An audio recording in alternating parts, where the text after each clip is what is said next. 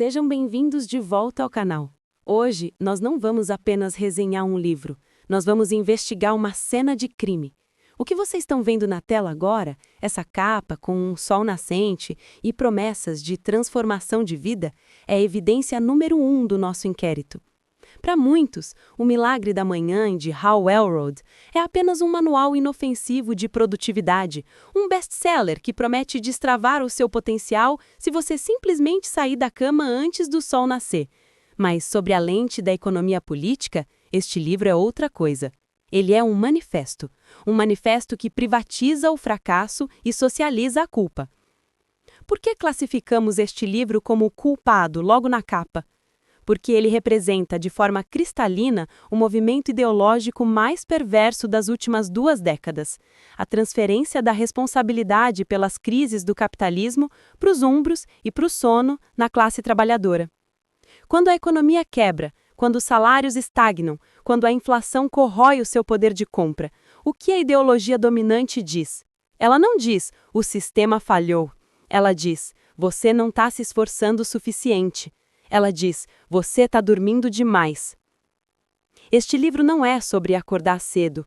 Acordar cedo é o que o padeiro faz, é o que a enfermeira do turno da manhã faz, é o que a mãe solo que pega 3 conduções faz há séculos. Não, este livro é sobre colonizar o despertar. É sobre transformar o ato biológico de acordar em um ato produtivo de capital humano. Ele sugere que se a sua vida não é classe A, se você não é milionário, se você não é plenamente feliz, a falha está no seu despertador. Nós vamos mergulhar fundo nisso. Vamos usar o método do detetive do dinheiro. Vamos perguntar, a quem interessa que você acredite que a solução para sua estagnação financeira é fazer afirmações positivas às 5 da manhã e não se organizar politicamente? A quem interessa uma força de trabalho que se culpa pelo próprio cansaço em vez de questionar a jornada de trabalho? A privatização do despertar é o crime perfeito, porque ela acontece dentro da sua cabeça, dentro da sua casa, no silêncio da madrugada, onde não há sindicatos, onde não há leis trabalhistas, onde só existe você e a sua suposta insuficiência. Hoje, nós vamos abrir esse inquérito. Preparem-se, porque o que está em jogo aqui não é a sua rotina matinal, é a sua consciência de classe.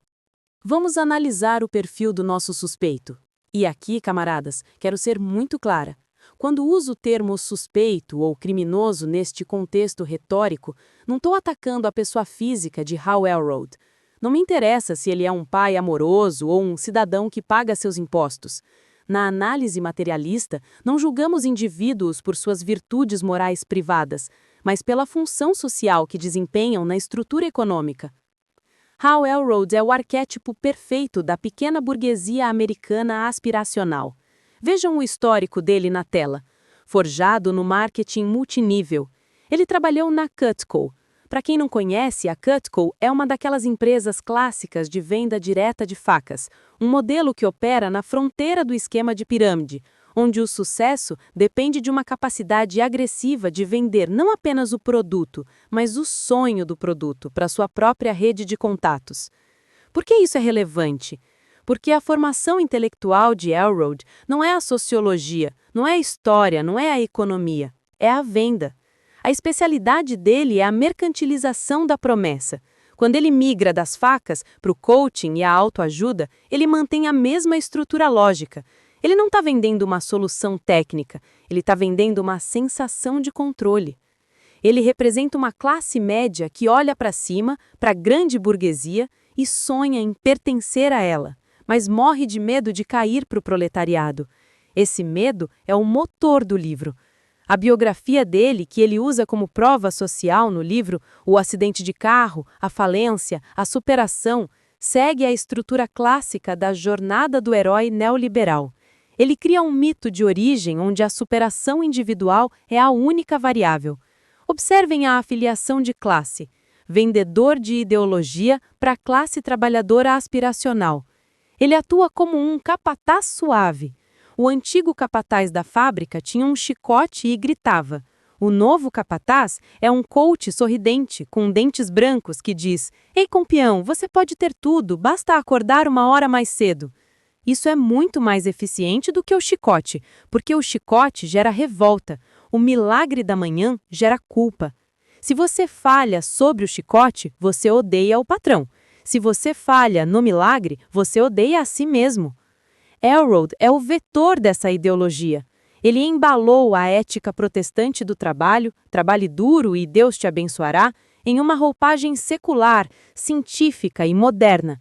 Ele é o intermediário que traduz os interesses do capital financeiro em hábitos diários palatáveis para você. Todo crime tem um contexto. Nada acontece no vácuo. Para entender por que este livro se tornou um best-seller mundial, precisamos olhar para a data e o local do crime. Estados Unidos, por volta de 2012. O que estava acontecendo no mundo real, na economia material nessa época? Estávamos num rescaldo da crise do subprime de 2008. O sistema financeiro global havia colapsado devido à ganância especulativa dos bancos. Milhões de famílias perderam suas casas, o fenômeno das foreclosures que vemos na imagem. O desemprego explodiu, a classe média foi dizimada. Foi nesse cenário de terra arrasada que começou a surgir a tal gig economy, a economia dos bicos, a uberização. O emprego formal, com direitos, começou a evaporar, dando lugar ao empreendedorismo de necessidade. Agora, prestem atenção no movimento tático. Em 2008, a culpa era claramente dos bancos. O mundo viu que o capitalismo desregulado era destrutivo. Havia uma revolta no ar. Lembrem-se do Occupy Wall Street. O sistema precisava de uma resposta. O sistema precisava de uma narrativa que desviasse a atenção dos bancos e a voltasse para o indivíduo. É aqui que entra o milagre da manhã. O livro é publicado justamente quando as pessoas estão mais desesperadas, mais ansiosas e mais sem rumo. Howard Hold chega e diz: "Eu também quebrei na crise. Eu perdi tudo, mas eu me reergui. Não porque o governo ajudou, não porque os bancos foram regulados, mas porque eu mudei minha rotina matinal." Percebem a jogada de mestre? Ele pega uma crise sistêmica, uma falha matemática do capital financeiro e a transforma em uma crise de rotina individual. O texto na tela é brutalmente preciso. Se a economia quebra, a culpa é do seu despertador. O objetivo tático descrito no dossiê é vender uma solução individual para um problema coletivo. Isso é a essência do neoliberalismo. Ao dizer para o trabalhador que acabou de perder o emprego que a solução é fazer afirmações positivas às 5 da manhã, você está efetivamente desmobilizando esse trabalhador. Você está impedindo que ele perceba que o buraco é mais embaixo. Você está transformando um potencial revolucionário, alguém com raiva do sistema, em um empreendedor de si mesmo, alguém que tenta se otimizar para caber no sistema que o expulsou. A cena do crime não é o quarto de Howard Hold. A cena do crime é Wall Street, mas o livro te convence a olhar para o seu travesseiro como se ele fosse o inimigo. Chegamos à acusação central deste dossiê. E ela é grave. O delito identificado aqui é a colonização do sono. Ao longo da história do capitalismo, o mercado sempre buscou expandir seus territórios. Primeiro colonizou terras, depois colonizou recursos naturais, depois colonizou os corpos através da escravidão e do trabalho assalariado. Mas havia uma barreira biológica que o capital sempre odiou: o sono. O sono é, por definição, um tempo improdutivo para o capital. Enquanto você dorme, você não consome, você não produz, você não clica em anúncios, você não gera dados. O sono é uma afronta ao mercado. Jonathan Crary, em seu livro 24/7, explica isso brilhantemente. O sono é a única barreira que restou contra o avanço total do consumismo e da produção. O que o milagre da manhã faz? Ele ataca essa última fronteira. Ele propõe que o sono não é um momento de restauração fisiológica e psíquica necessária, mas sim uma falha de gestão. Se você dorme até às 7 ou 8 horas, você está perdendo vida. O livro reconfigura o descanso como preguiça e a privação de sono, disfarçada de acordar cedo, como virtude moral. Vejam o prejuízo descrito no slide. O trabalhador perde saúde? Sim. Perde tempo de descanso? Sim. Mas o prejuízo mais profundo é ideológico. Ele perde a consciência de que seu cansaço é fruto da exploração. Quando você chega em casa exausto depois de 10 horas de trabalho e 3 horas de transporte, seu corpo pede cama. Isso é biologia, é o limite material.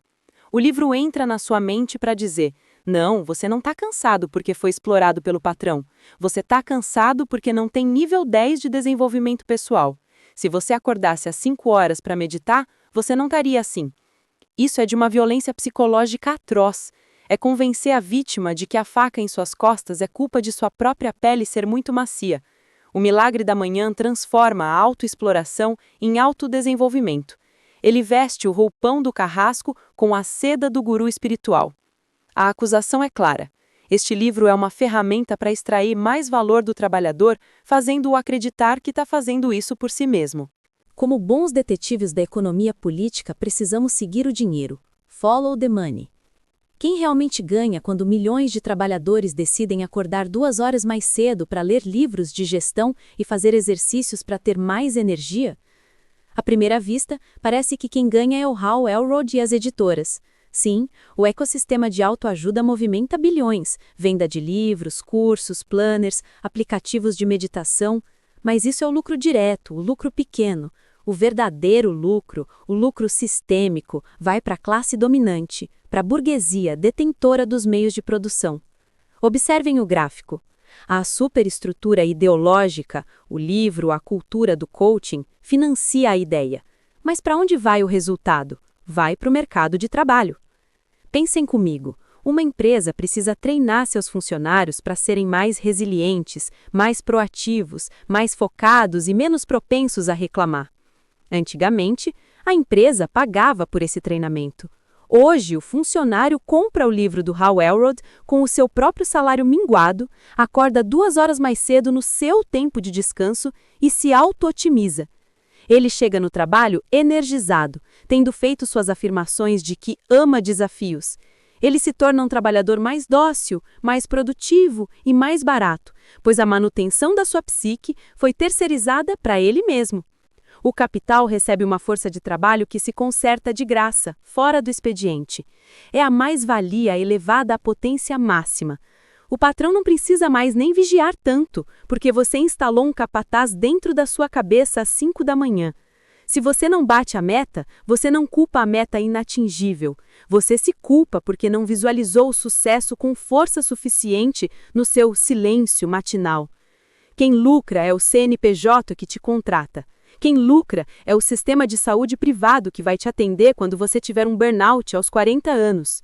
Quem lucra é a indústria farmacêutica que vai vender o remédio para você dormir, já que você desregulou seu ciclo circadiano natural. O dinheiro flui do seu bolso e da sua saúde vital para os cofres de quem já detém o poder. Não há milagre aqui. Há apenas transferência de riqueza disfarçada de hábito saudável. Vamos analisar a isca. O marketing deste livro é brilhante porque ele toca na ferida aberta do sujeito moderno, a falta de controle. Vivemos em um mundo caótico. O mercado oscila, pandemias acontecem, guerras estouram, o preço da gasolina sobe. O indivíduo médio se sente um barquinho de papel no meio de um tsunami. O que o Hal Elrod vende? A ilusão de controle. O mundo lá fora pode estar pegando fogo, mas das 5 às 6 da manhã, você é o Deus do seu pequeno universo. A promessa é: transforme sua vida antes das 8. Reparem na frase. Ela implica que depois das 8 horas, sua vida não te pertence mais, ela pertence ao patrão. Então, a única fatia de vida que te resta deve ser conquistada com sacrifício, roubando horas do seu sono. Mas qual é o sentimento base que faz alguém comprar essa promessa? Não é a esperança, é o medo. Medo da mediocridade. O livro bate insistentemente na tecla de que 95% das pessoas se contentam com menos do que merecem. Ele cria um pânico moral. Meu Deus, será que eu sou medíocre? Será que eu sou parte da massa fracassada? Essa ansiedade é o combustível. O sistema gera a insegurança econômica e o livro vende o alívio temporário para essa insegurança. É como vender água salgada para quem está morrendo de sede. Parece que alivia, mas na verdade desidrata ainda mais. A isca descrita no slide fala sobre controle em um mundo sem controle. Isso é sedutor. Todos nós queremos ter controle.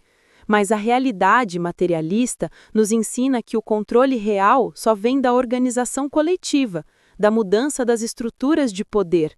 O controle individual que o livro vende é estético. Você controla a hora que acorda, controla a temperatura do banho, controla a página do livro que lê, mas continua não controlando seu salário, sua estabilidade no emprego ou o preço do aluguel. É um placebo poderoso que acalma a ansiedade gerada pela falta de autonomia real, substituindo-a por uma microautonomia doméstica. E o preço desse placebo é a sua sanidade mental. Agora, vamos rasgar o véu do marketing e olhar para a realidade nua e crua, sob a luz da economia política. O que está acontecendo aqui é um fenômeno que Marx descreveu no século XIX, mas que Hal Elrod atualizou para o século XXI. Marx dizia que o capital tem uma fome de lobisomem por trabalho excedente, surplus labor. O capital quer estender a jornada de trabalho ao máximo possível. No século XIX, a luta era para reduzir a jornada de 16 horas para 10 horas. Os trabalhadores morreram por isso. Hoje, a fome de lobisomem encontrou uma nova forma de se alimentar. Não podendo mais obrigar legalmente você a ficar na fábrica até meia-noite, embora tente, o capital invade sua casa através da ideologia. O milagre da manhã é, economicamente falando, a extensão da jornada de trabalho não remunerada. Quando você acorda para ler um livro técnico da sua área ou para fazer um exercício para ter mais disposição para trabalhar, quem está sendo remunerado por esse tempo? Ninguém. Você está doando esse tempo. É um subsídio que o trabalhador dá ao capitalista. A imagem do trabalhador carregando o capataz nas costas é a representação visual do conceito de superego capitalista. Antes, o capataz estava fora. Agora, você internalizou o capataz. Você se torna seu próprio chefe carrasco. Você se chicoteia quando aperta o botão soneca. O resultado é cansaço crônico e aprofundamento da alienação. Alienação aqui não é no sentido popular de estar distraído. É no sentido marxista. Você está alheio à sua própria humanidade. Você se trata como uma máquina que precisa de manutenção e upgrade, termos que o próprio livro usa, e não como um ser humano que precisa de descanso, lazer, arte e ócio improdutivo. Alimentar a fera antes do sol nascer. É disso que se trata. Você prepara o seu corpo e sua mente para serem devorados durante o dia, e o livro te convence a agradecer por isso. É a perversão perfeita. Para cometer esse crime contra a consciência de classe, o autor precisa de uma arma retórica eficiente. A arma escolhida é a falsa dicotomia estatística. O livro repete a exaustão. 95% das pessoas são medíocres, apenas 5% atingem o sucesso pleno. Vamos analisar a balística dessa afirmação. Primeiro, de onde vem esse número? É uma invenção completa, sem base sociológica, mas ela serve a um propósito político devastador, o darwinismo social. Ela divide a sociedade em dois grupos, os vencedores, que acordam cedo, e os perdedores, o resto. Isso destrói a solidariedade de classe. Em vez de você olhar para o seu colega de trabalho, que também ganha mal e pega ônibus cheio, e vê-lo como um aliado na luta por melhores condições, você passa a vê-lo como parte dos 95% de medíocres dos quais você precisa se afastar. O livro diz explicitamente para você se afastar de pessoas negativas ou acomodadas. Muitas vezes, essas pessoas são apenas seus amigos e familiares que têm consciência das dificuldades da vida e não compraram a ilusão. O livro te isola. Ele cria uma elite imaginária. Eu acordo às 5, eu sou diferente, eu sou especial. Isso é veneno puro. A solidariedade é a única arma real do trabalhador. Ao convencer você de que a solução é individual e competitiva, o livro neutraliza a possibilidade de ação coletiva. O colega vira um obstáculo a ser superado, ou um exemplo do que não ser. É a gamificação da desigualdade. Vamos agora examinar as ferramentas propostas pelo livro, o tal método SAVER. A primeira evidência gritante são as afirmações e a visualização. O autor sugere que você deve repetir frases para si mesmo sobre quem você quer ser e visualizar o sucesso financeiro e pessoal vividamente. Eu sou um milionário, eu sou um líder nato. Na filosofia marxista, chamamos isso de idealismo. É a crença de que as ideias moldam a realidade material. O materialismo histórico prova o contrário. São as condições materiais, quanto você ganha, onde você mora, o que você come, que moldam suas ideias e possibilidades. Traduzindo para o sicariês, isso é rezar para o capital, é pensamento mágico, é a lei da atração com uma roupagem corporativa. Qual é o perigo disso? O perigo é a desmobilização política. Se eu acredito que posso mudar a minha realidade financeira apenas visualizando cheques caindo na minha conta e repetindo mantras, eu paro de prestar atenção nas taxas de juros, nas leis trabalhistas, na política fiscal. Eu substituo a ação concreta no mundo real pela ação imaginária no mundo mental. Enquanto a realidade material te esmaga, o aluguel aumenta, a comida encarece, você está no seu quarto de olhos fechados, visualizando abundância. Isso cria uma dissonância cognitiva perigosa. Quando a visualização não funciona, porque o capitalismo não liga para sua imaginação, você não culpa o sistema. Você pensa, eu não visualizei com fé suficiente. Isso é religião. É a teologia da prosperidade sem a igreja. O altar é o espelho e o Deus é o mercado. É uma técnica para manter o trabalhador esperançoso e passivo, aguardando um milagre que, por definição, é estatisticamente impossível para a maioria. A segunda evidência do método Savers é o silêncio, ou meditação. Calma, camaradas, não sou contra a meditação em si. A prática de mindfulness tem benefícios comprovados para a ansiedade, mas, como sempre, a ferramenta não é neutra. O uso que se faz dela é que define sua função política. No contexto do milagre da manhã, a meditação não é usada para expandir a consciência ou para alcançar iluminação espiritual. Ela é usada como anestésico. Ela serve para acalmar a mente, para que você possa suportar níveis desumanos de estresse sem colapsar. O livro ensina a meditar para ter clareza e foco. Foco em quê?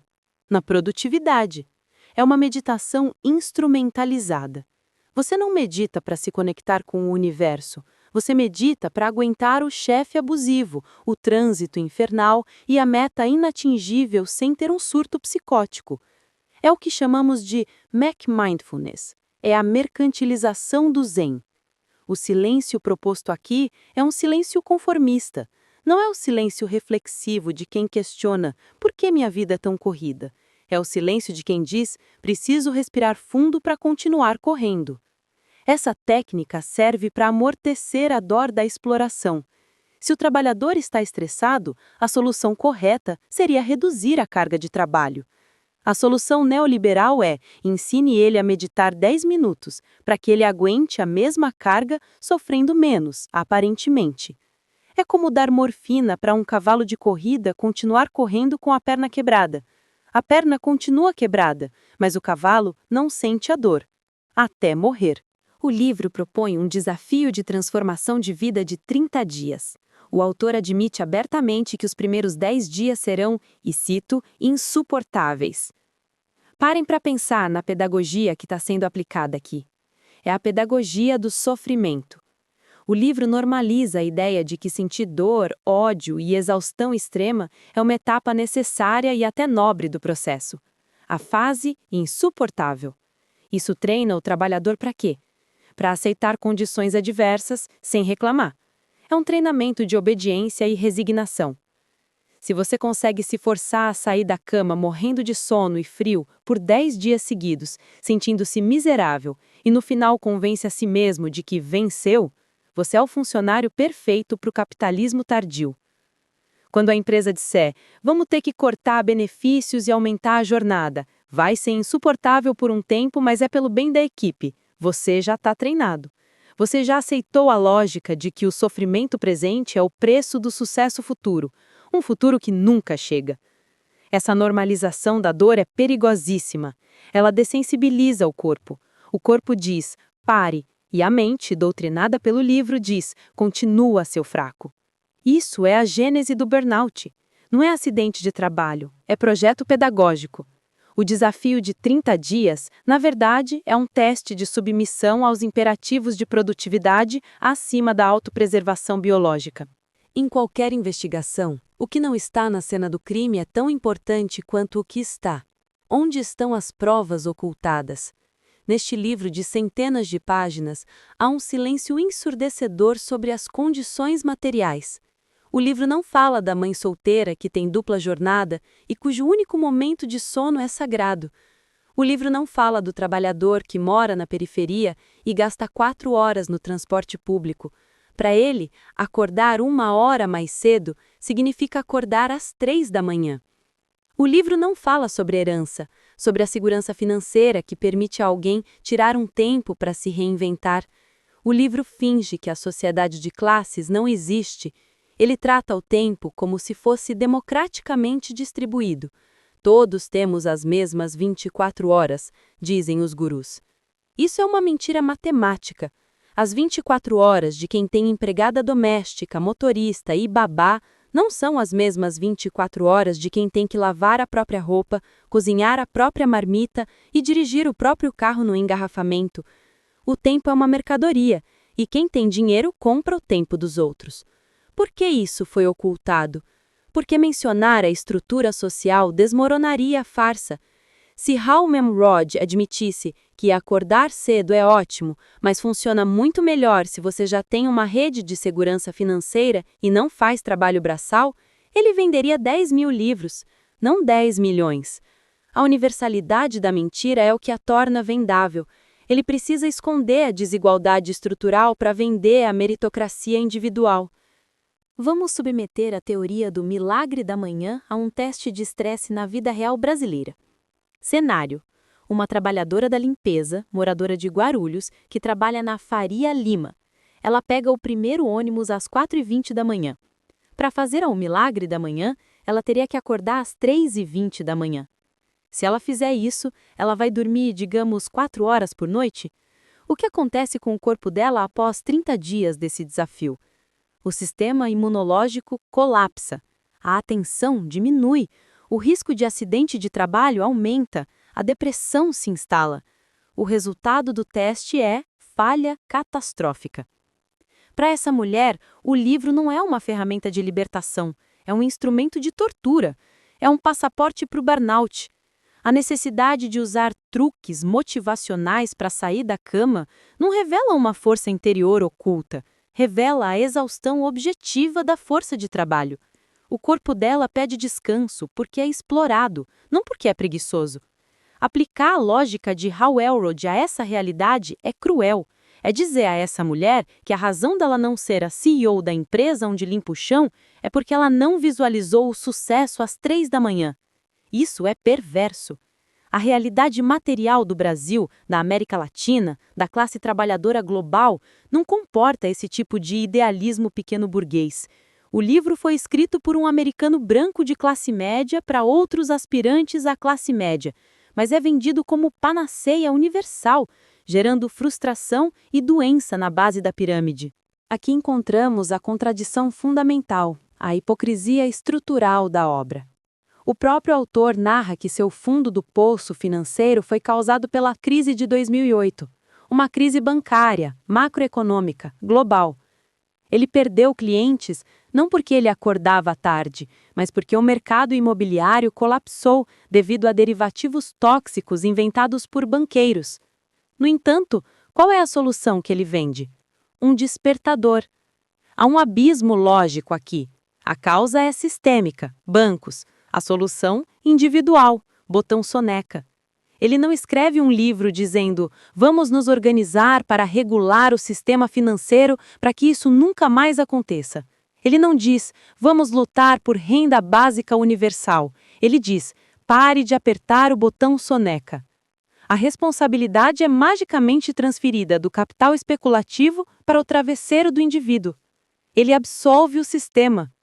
Ao focar toda a energia na transformação pessoal, ele garante que o sistema que o faliu continue intacto, pronto para falir a próxima geração. É a privatização total da política. O cidadão vira apenas consumidor e empreendedor de si. Os problemas públicos tornam-se neuroses privadas. Essa é a grande contradição.